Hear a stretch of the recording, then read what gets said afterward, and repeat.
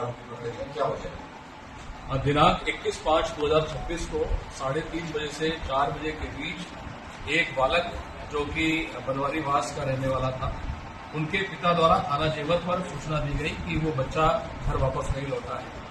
इस सूचना पर तत्काल थाना जेवर पर सुसंगत धाराओं में अभियोग पंजीकृत किया गया और टीमें लगाकर उस गुमशुदा बालक की तलाश प्रारंभ की गई। वो जो बालक गुमशुदा था उसकी उम्र लगभग 15 वर्ष थी और नेक्स्ट डे उसकी डेड बॉडी एक बिल्डिंग में, जो कि अबंडेंट बिल्डिंग थी, उसमें रिकवर हुई। तत्काल पुलिस ने पंचायतनामा और पोस्टमार्टम की कार्यवाही उसमें सुनिश्चित कराई गई। उस बच्चे के शव का पंचायतनामा पोस्टमार्टम दो डॉक्टर्स के पैनल द्वारा किया गया और उसकी वीडियो फोटोग्राफी भी कराई गई। इसके बाद हमारी जो इसमें जो टीमें गठित की गई थी, 4 टीमें इसमें लगाई गई थी। इसमें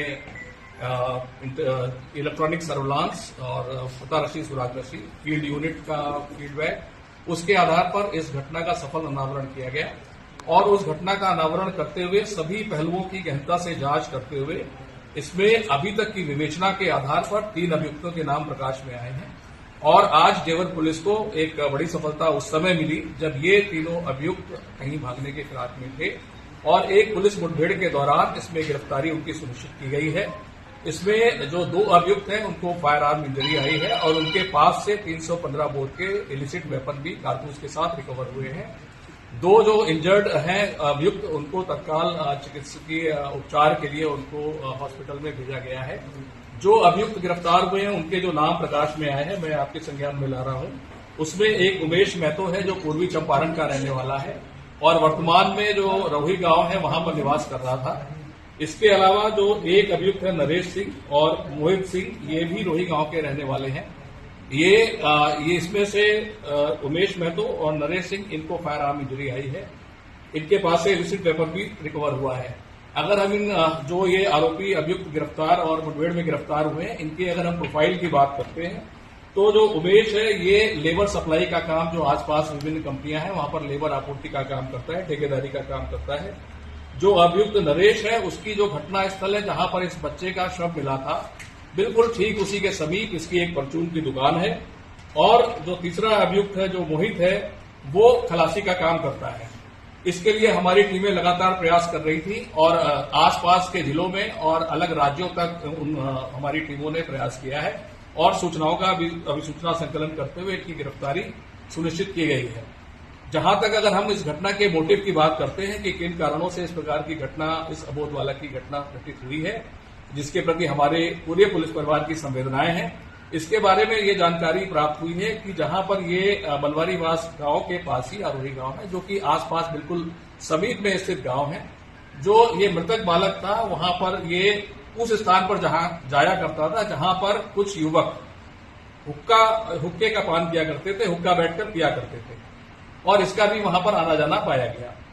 इस बात पर इस बच्चे की दादी द्वारा कुछ दिनों पूर्व वहां पर आके उन लड़कों को जो वहां पर हुक्का पीते थे, कड़े शब्दों में चेतावनी दी गई, हिदायत दी गई कि तुम इस बच्चे की जो संगत है उसको बिगाड़ रहे हो, इसकी आदतें खराब करने का प्रयास कर रहे हो।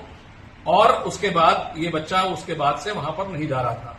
उस दिनों के बाद जिस दिन घटना हुई है, ये पहला दिन था कि वो बच्चा वहां दोबारा गया था।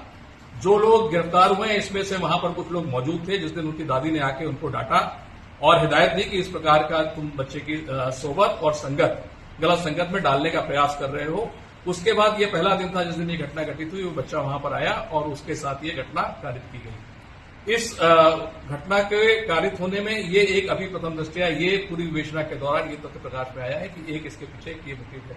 इसके अलावा जो अन्य विवेचना के सारे पहलू हैं उस पर हम लोग लगातार इसमें जांच कर रहे हैं और इसमें अगर कोई किसी और की भी संलिप्तता प्रकाश में आती है तो हम लोग उसके प्रति भी कठोरतम कार्रवाई सुनिश्चित करें। सर, परिजनों का आरोप है कि बच्चे की बॉडी के साथ दुष्कर्म किया गया है, कुछ छेड़छाड़ की गई है। देखिए, जहां तक ये जो आपका प्रश्न है, ये सोशल मीडिया के माध्यम से बहुत गलत जो इस प्रकार का नैरेटिव्स क्रिएट किया गया है।